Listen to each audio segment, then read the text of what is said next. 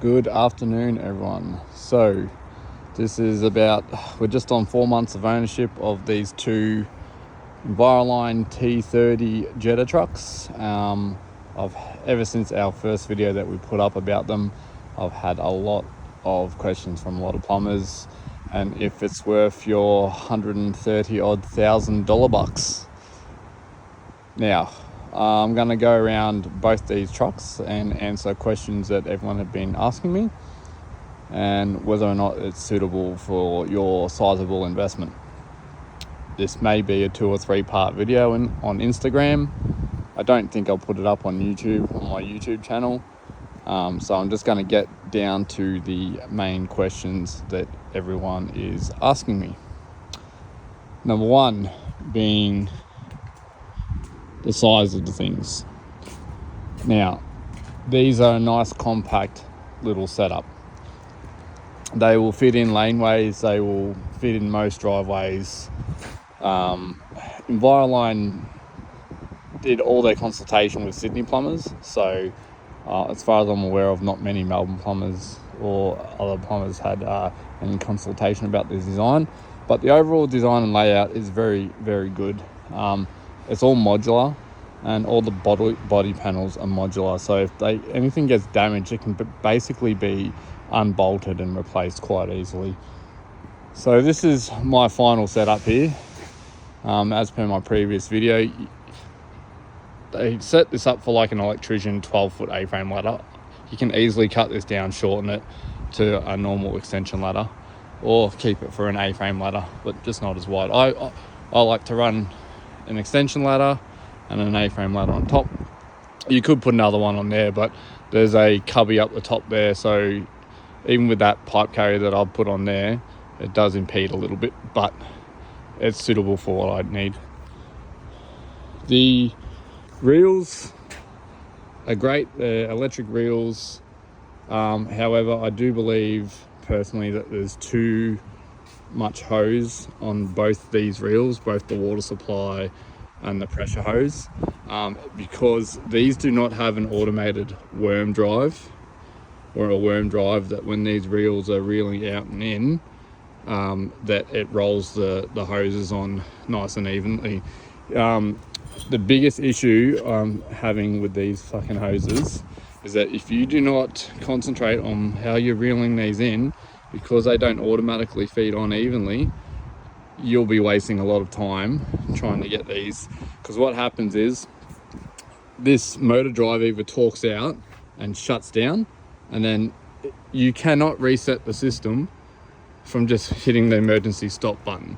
You have to physically turn off the truck, literally turn off the whole truck ignition, start the truck again, reset the whole system, and then reconnect your remote control to unfault the reels. It's fucking annoying.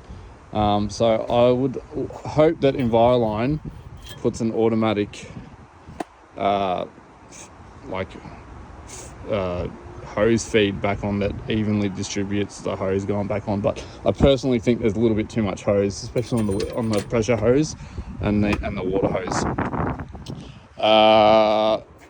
So yeah, that is my biggest issue, is the electric reels. They torque out way too easily.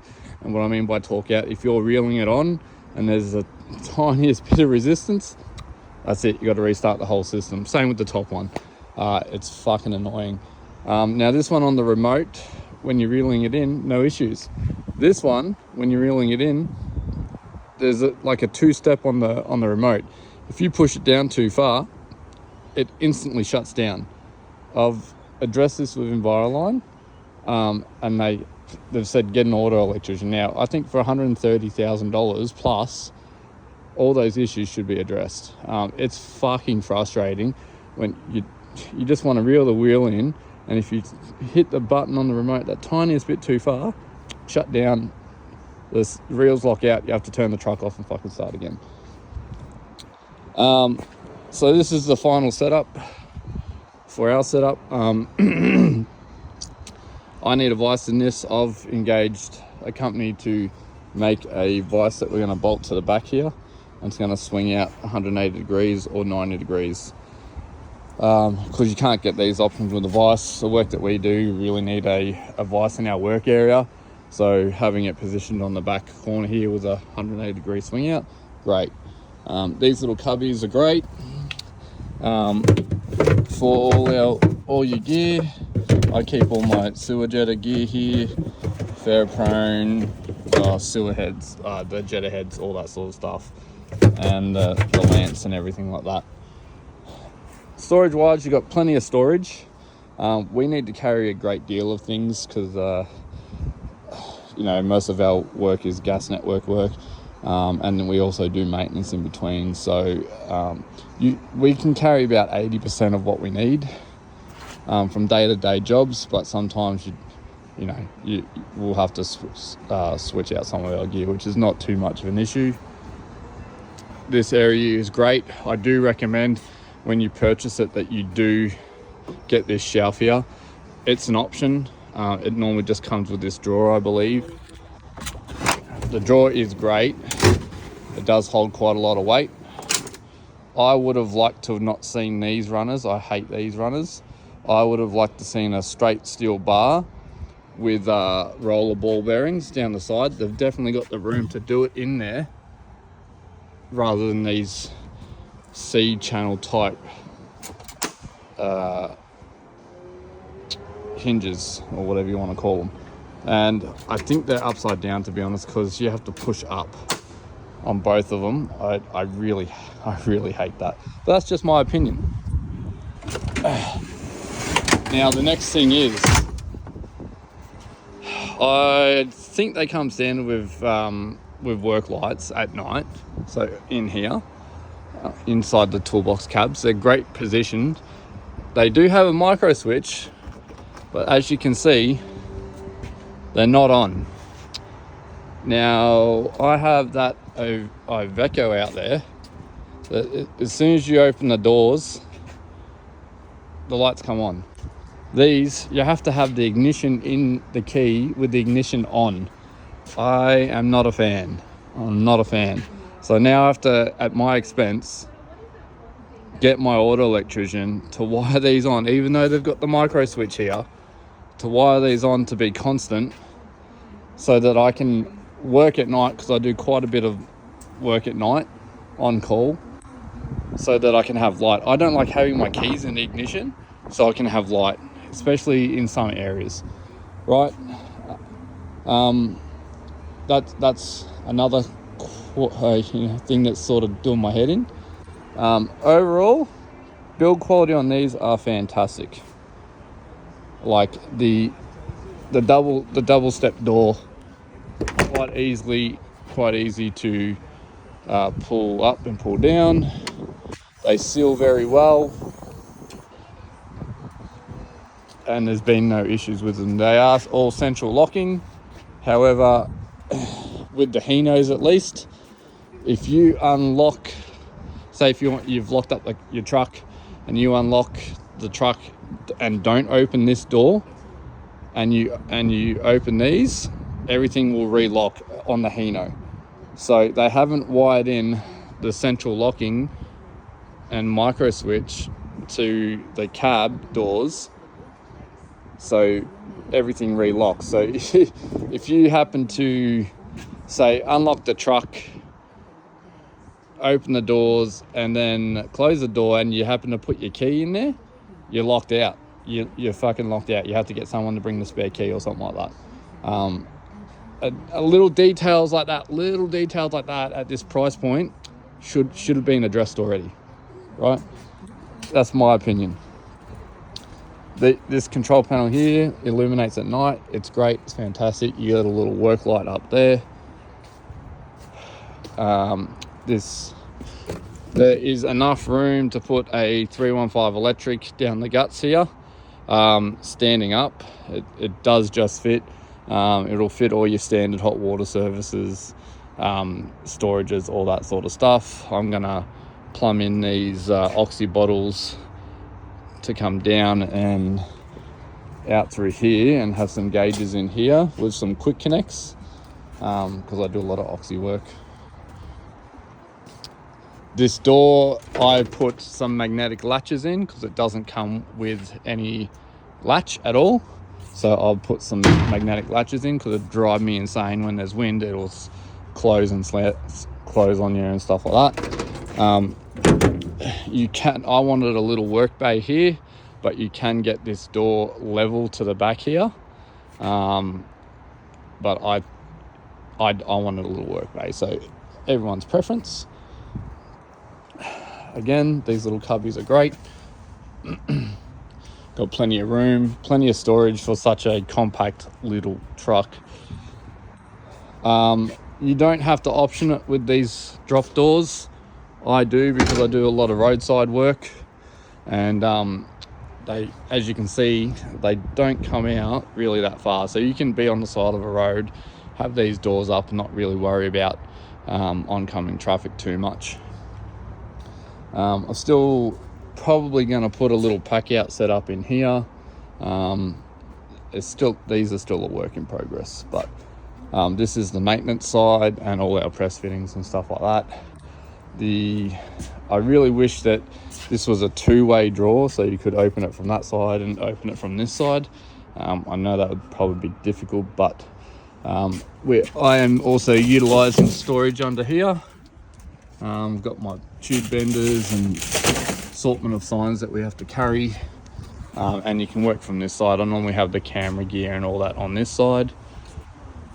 So that is the main crux of the body.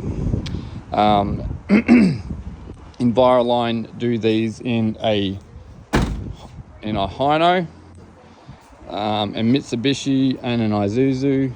I went with the Hinos. I mean, they're a cab over. They have drawbacks. For a 4-litre turbo diesel cylinder, it ain't gonna pull the skin off a custard. You're gonna be in the slow lane. The gearbox is a little bit clunky, but keep in mind, these have got less than 10,000 kilometers on them, so they will be going back to Hino. Hopefully I'll get them remapped and the gearboxes hopefully retuned or something. They're a little bit clunky. Fuel economy, we are getting around town between 15 and 18 litres per 100, depending on how heavy your foot is and how you drive them and traffic conditions. So I'll just show you what we're getting on average over 3,000 kilometers.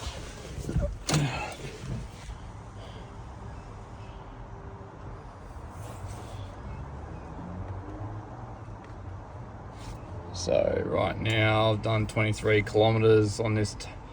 For some reason it's reset, but we'll go B. So nearly 3,000 Ks, and we're averaging 15.7. If you are towing, you're going to be doing about 18 to 19 per 100 with a 1.8 machine excavator on it, 1.8 ton excavator on it. This is the remote for the Jetta. It works very well, long distance. And yeah, if you are a big bloke, you're going to struggle to find comfort in these, in the Hinos at least. All the ones that they do are on a narrow cab, whether it's an Isuzu, Mitsubishi, or the Hinos. They're all narrow cab. So I'm a 5'7", 88 kilo bloke, and this seat's all the way back. So if you're a 6 foot bloke, your knees are probably going to be up here on each side. You know, I could just imagine. And you'll probably struggle to find comfort. Now, this is my head height. I'm 5'7". If you're a 6 foot bloke, you're probably going to be up here. It's the drawback of a cab over, you know, especially a narrow one. You can't get the suspension seats in the narrow cabs. So that's why I would have loved to seen this on a medium wheelbase with a wide cab. Hopefully in the future they will be over. My next question that you guys are answering is why the airbags? Well, on these particular Hino chassis, they're leaf and strut. Leaf and gas strut, and I've got an overrider on these, right? As you can see, they love coming down on the overriders. That's why we put the airbag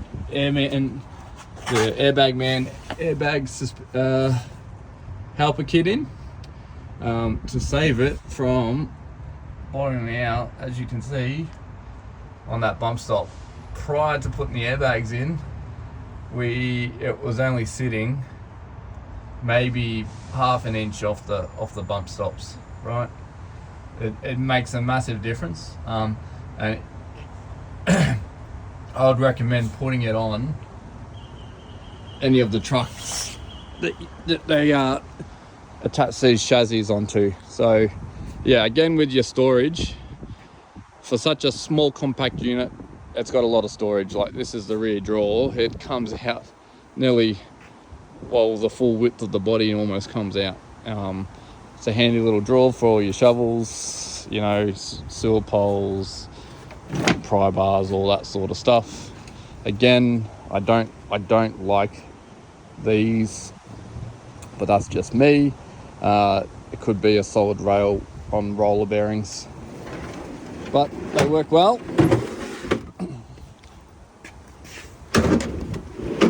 Ignore that drawer because I have damaged it already. So you do have this little cubby up on top. I put the reel in this, our traffic cones and all our other gear. Currently this has got meter brackets, gas meters in it. It's about probably 250 high, 300. Yeah, probably about 300 high, by about 1.82 meters. And that's how much room you got there, and your ladder racks. So my other big issue, at least with the Hinos, I don't know if you can do these on the on the Mitsubishis or the Isuzus, but if you want to run your Jetta, and I'm just going to give you an example. If you want to run your Jetta and you're in maybe a shitty area, all right, so PDO drive, let's run that, and we're in a shitty area, right? Oop, shit. I cannot lock the truck, and you might be 30 meters that way or 60 meters that way at the back of a house. You have to have, at least in the Hino, I can't remove the key and lock the truck. I find that to be a big issue for me, because you might have your wallets, your iPads and everything else in there, and you can't lock the truck. And I think at 130 plus grand, there should have been some work to be able to have the ignition on and the truck running and the key to be removed, and be able to lock the truck. Okay, so we're going to go through the Jetta and how we pair it to the control now. So our panel's currently on, our emergency stop is in, we've just got our emergency stop out. That is for control panel. If you want to get the remote going, it's hold 1, 2, 3. When that remote is flashing quickly, we can switch this to mode switch. It should be on.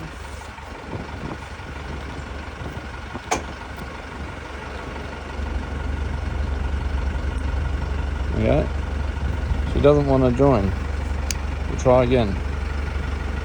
Normally it will come up with a blue flashing light there. Let's try again. 1, 2, 3, and we have the blue flashing light. So we hit that again. Once it's on blue only, our remote control is taken over. So I'll just show you with this reel here. This is the one that is giving me grief. Right, it's going to be a bit hard to do, but I'm going to pull it. I'm going to go reel out. See it fault out? See it fault out? Right, we're in fault. even if you hit the emergency start and reset it, still in fault. So what you have to do is walk around, turn the truck off, restart the truck. The PTO will still be set. Come back around to the control panel, turn it on, rejoin the remote. It's rejoined. Hit blue because we want the remote. Now I'm going to hold this and we're going to push the remote slowly now, and now it comes out. But if we want to go to the 2-speed, you push it further, faults out again. I haven't had any help with this yet from Envirolines, and I know Troy, I know you watch my videos, and I want some help with this. So we're gonna start that. Turn the truck off again.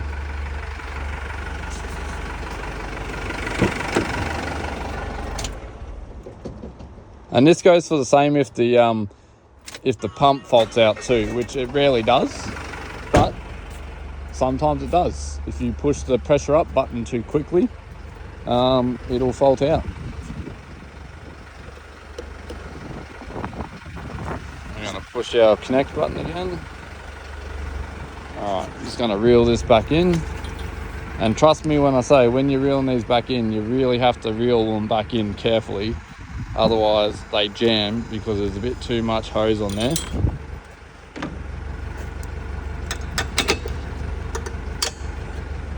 But overall, I'm just going to turn this off.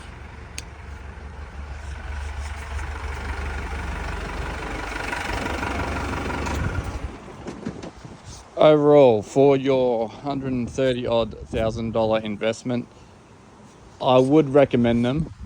Now, this is not a video bagging Enviroline or anything like that. This is just a personal opinion from a plumbing company who's invested heavily on 2 of these. Overall, they're great. Build quality, A+. After sales service, I'd give a B so far. There has been some panels that have cracked, but I'm not going to bring that up because they've replaced them at no cost. It's been great. Is there issues with those electric reels? Yes. Have they been addressed? No, not yet. Is the pressure is the pressure of the jetter good? Very good. It's cleared every blockage so far that we've attempted, and the remote works well. It's got good distance. Is there issues to address with the weight over the rear axle in regards to hitting the bump stops? Yes, you can address that yourself, but I would think at 130k price point, it should have been addressed already with a simple $1,200 airbag kit. Now, just on the airbag kit, you buy it from the airbag man to suit the chassis of the truck that you've got. However, it's a universal kit when it comes to that chassis range, so it will cost about $1,000 to get it installed. I wouldn't recommend doing it yourself because you do have to drill into the truck chassis, and you do have to drill out the plates where the airbags sit to suit the U-bolts, right? So you're looking at about another $2,500. Is it a good complete package overall?